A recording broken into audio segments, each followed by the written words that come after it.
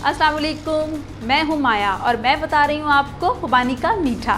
सबसे पहले हम एक पैन में दूध बॉईल करेंगे, उसके बाद हम उसमें डालेंगे सब्ज़ इलायची, किशमिश और खुबानी डालने के बाद हम उसे कम से कम 15 मिनट तक पकाएंगे।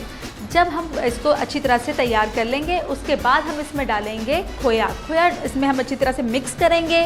फिर हम इसे डालेंगे किसी एक डिश में।